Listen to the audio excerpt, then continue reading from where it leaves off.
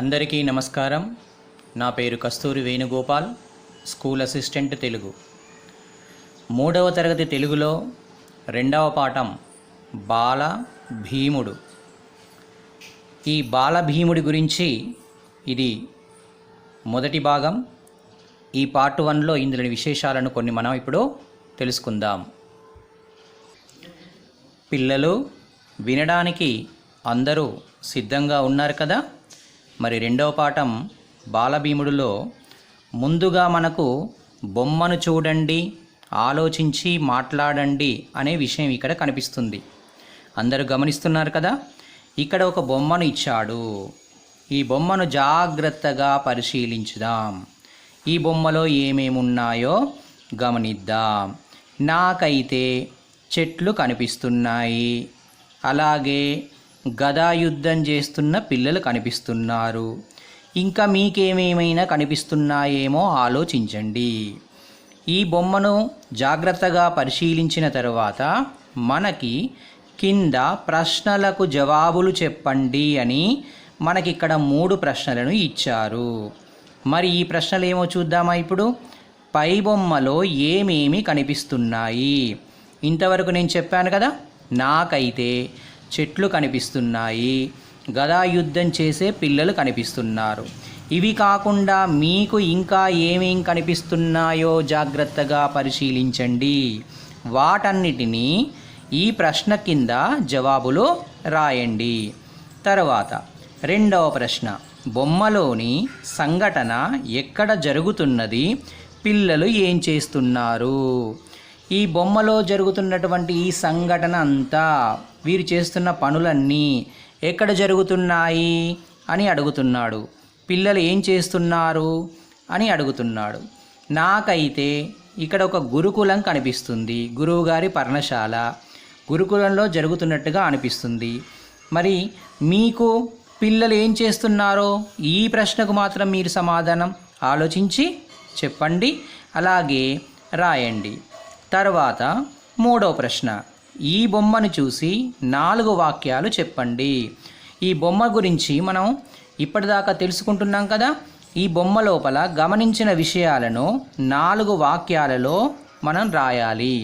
4 వాక్యాలలో ఒక వాక్యం నేను చెప్తున్నాను, మీరు వినండి. పిల్లలను గదాయుద్ధం నేర్చుకోమని గురువుగారు చెప్తున్నారు. పిల్లలు గదాయుద్ధం ఒకరితో ఒకరు చేస్తున్నారు. ఇప్పుడు ఒక 2 వాక్యాలు నేను చెప్పాను. అలాగే ఇంకొక 2 వాక్యాలను మీరే ఆలోచించి మొత్తం 4 వాక్యాలను కలిపి ఇక్కడ సమాధానాలుగా మీరు రాయండి. పిల్లలు అర్థం చేసుకున్నారు కదా. బొమ్మను చూడండి అన్న విషయాన్ని చూసి మనం ఆలోచించి మాట్లాడి వీలైతే వాటిని వీటి పక్కన సమాధానాలుగా రాస్తే చాలా చాలా బాగుంటుంది. మరి ఇప్పుడు మరొక విషయంలోకి వెళ్దామా. పిల్లలు, మనకిక్కడ ఒక పోస్టర్ కనిపిస్తుంది, గమనించండి జాగ్రత్తగా. ఇందులో చాలా విషయాలు మనం చెప్పుకోబోతున్నాం. ఈ విషయాలను పూర్తిగా తెలుసుకున్న తరువాతనే మనం పాఠంలోకి వెళదాం. ఓకే. ముందుగా ఇక్కడ 1 ధృతరాష్ట్రుడు, 2 పాండురాజు. ధృతరాష్ట్రుడు, పాండురాజు, వీళ్ళిద్దరిలో ఇతడు ధృతరాష్ట్రుడేమో అన్న, అలాగే పాండురాజు ఏమో తమ్ముడు. మనకి ప్రశ్న కూడా అడగవచ్చు.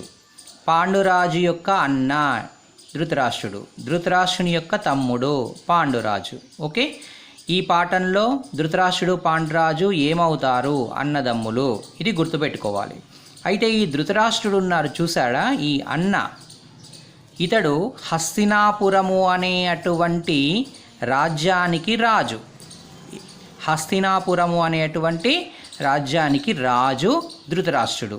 మళ్ళీ గమనించండి, ధృతరాష్ట్రుడు దేనికి రాజు, లేదా హస్తినాపురానికి రాజు ఎవరు? పాండురాజు యొక్క అన్న ఎవరు? ధృతరాష్ట్రుని యొక్క తమ్ముడు ఎవరు? ఇప్పుడు మీకు అర్థమైంది కదా.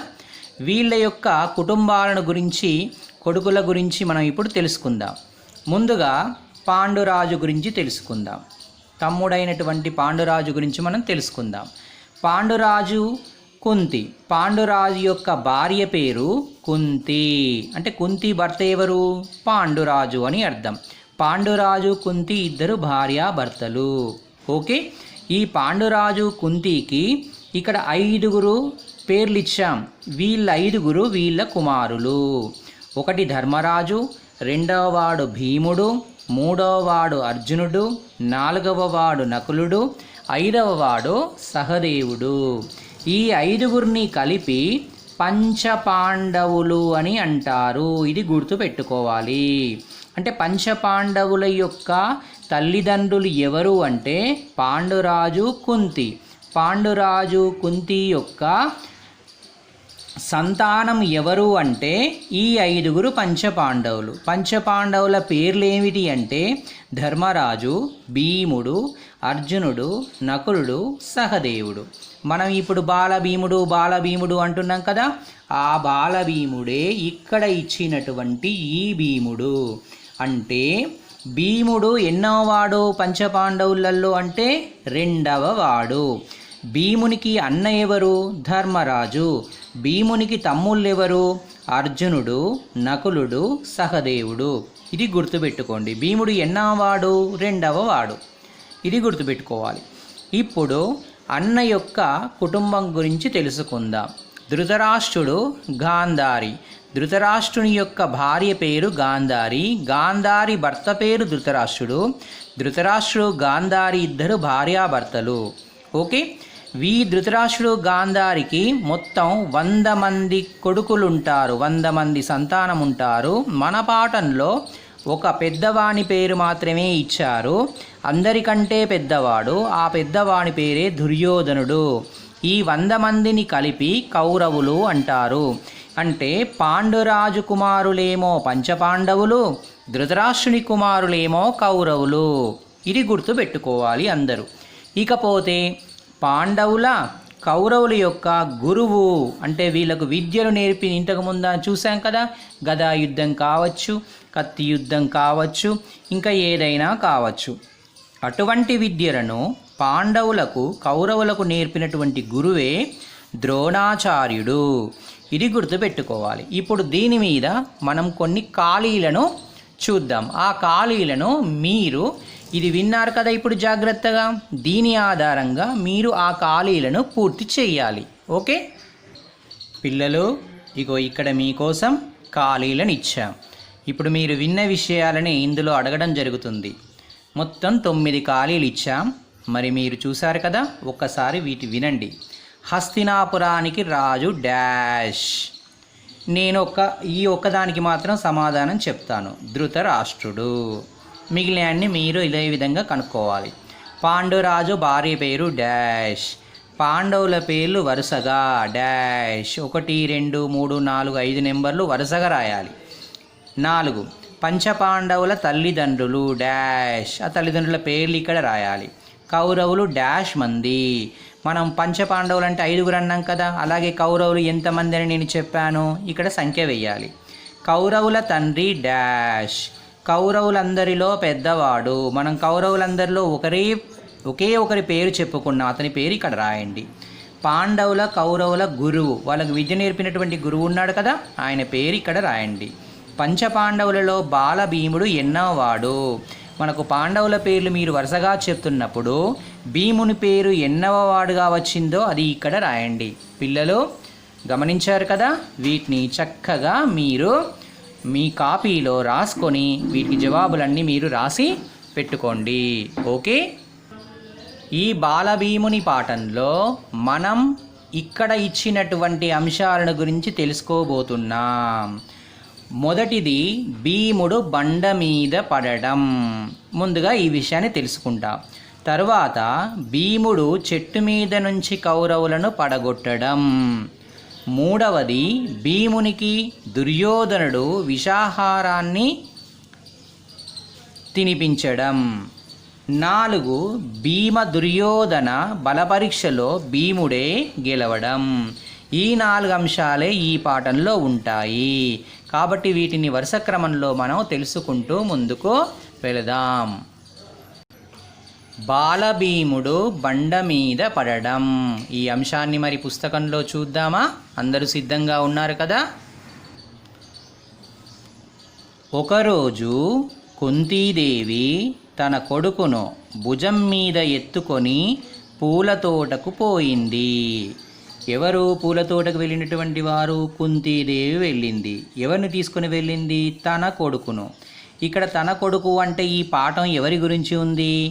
భీముని గురించి ఉంది. కాబట్టి బాల భీముణ్ణి తీసుకొని తోటకు పోయింది. నడుస్తుంటే కాలుకు రాయి తగిలింది. ఆమె అడుగు తడబడింది. పాపం ఆమె నడుచుకుంటూ పూలతోటికి వెళ్ళింది కదా, అక్కడ ఆమె కాలుకు రాయి తాకిందట. వెంటనే అడుగు తడబడింది. చేతులు పట్టు తప్పి పిల్లగాడు పెద్ద బండ మీద పడ్డాడు. వెంటనే ఎప్పుడైతే అడుగు తడబడిందో అప్పుడు ఆమె చేతిలో ఉన్నటువంటి పిల్లవాడు అంటే మన బాలభీముడు ఉన్నాడు కదా, ఈ బాలభీముడు ఏం చేశాడు? వెంటనే అక్కడున్న పెద్ద బండ మీద పడిపోయాడు ఆమె చేతిలో నుంచి. అయ్యో, నా చిట్టి తండ్రికి ఏమైందో అని కుంతీదేవి ఆగమాగమైంది. ఆగమాగమైందంటే తల్లడిల్లిపోయింది, కంగారు పడింది. వెంటనే బాధపడుకుంటూ బాలుని ఎత్తుకున్నది. ఆశ్చర్యం, బాలునికి ఏం కాలేదు. అక్కో బండ మీద పడితే కూడా బాలునికి ఏం కాలేదట. ఇది నిజంగా ఆశ్చర్యమే. మరి ఇతనికి ఏం కాలేదు, ఇంకా ఏమైనా జరిగిందా అంటే, కానీ ఆ బాలుడు పడ్డ పెద్ద బండ పగిలి ముక్కలయ్యింది. ఇది ఇంకా ఆశ్చర్యం. బండ మీద పడితే పిల్లవానికి కావాలి, కానీ బండనే ముక్కలైందట. ఇది ఇంకా ఆశ్చర్యం. బాలుడు హాయిగా నవ్వుతున్నాడు. మనమైతే ఏం చేస్తాం? బండ మీద పడితే ఏడుస్తాం, దెబ్బలు తాకుతాయి కదా. కానీ ఇక్కడ వ్యతిరేకంగా జరిగింది. బాలునికి ఏం కాలేదు, కానీ బండ మాత్రమే ముక్కలైంది. బాలుడు హాయిగా నవ్వుతున్నాడట. ఇంకా అది చూసి అందరూ ఆశ్చర్యపోయారు. ఆ చుట్టుపక్కల వాళ్ళు వచ్చారు అక్కడికి. వాళ్ళు వచ్చేసి ఏం చేస్తారు? చూసి ఇదేం ఆశ్చర్యం అని అందరూ ఆశ్చర్యపోయారంట. ఆ బాలుడిని తల్లి కుంతీదేవి ఎంతో ఇష్టంగా ముద్దాడింది. ఆ బాలుడే బాల భీముడు. అంటే ఈ బండ మీద ఇప్పటిదాకా పడిపోయినటువంటి అబ్బాయి, ఆ బాలునికి ఏం కాలేదు అని అనుకున్న ఆ అబ్బాయి, ఎవరి వలనైతే ఈ బండ పగిలిందో ఆ అబ్బాయే బాల భీముడు. గమనించారు కదా పిల్లలు? ఇప్పుడు దీని గురించి మనం కొన్ని ప్రశ్నలను అడుగుదాం. కుంతీదేవి చేతిలో కుంతీదేవి ఎత్తుకున్నటువంటి అబ్బాయి ఎవరు? గమనించండి. బండ మీద పడ్డటువంటి అబ్బాయి ఎవరు? బాలభీముడు బండ మీద పడినప్పుడు ఏం జరిగింది? ఇలాంటి ప్రశ్నలు అడిగినప్పుడు దీంట్లోకి వెళ్ళే మనం సమాధానాలు చెప్పరావాలి.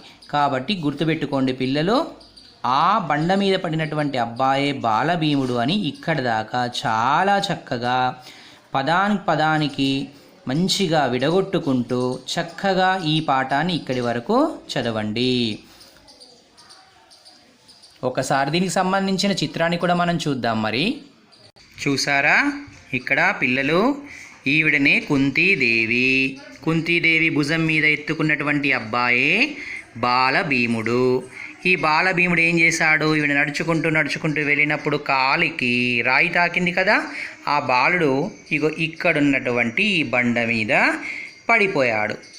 కానీ బాలునికి ఏం కాలేదు. చూసారా? బండనే ముక్కలైంది. వెంటనే ఆ అబ్బాయిని ఎత్తుకుంది. అమ్మో, నా చిట్టి తండ్రికి ఏమైందో అని బాగా కంగారు పడింది కదా ఈవిడ. ఇదంతా జరిగేసరికి ఆ చుట్టుపక్కల ఉన్న వాళ్ళు చూడండి, ఇక్కడ ఇటుపక్కొకరు అటుపక్కొకరు వచ్చి చూస్తూ ఆశ్చర్యపోయారు. ఈ సంఘటన అంతా కూడా బాలభీముడు బండ మీద పడినటువంటి సంఘటన. కాబట్టి పిల్లలు చూశారు కదా. మనం తర్వాత జరిగిన సంఘటనను తర్వాత విభాగంలో తెలుసుకుందాం. అంతవరకు ఈ పాఠాన్ని ఇక్కడి వరకు చాలా చక్కగా చదవడం నేర్చుకోండి, జవాబులు ఇవ్వడం నేర్చుకోండి. ఓకే.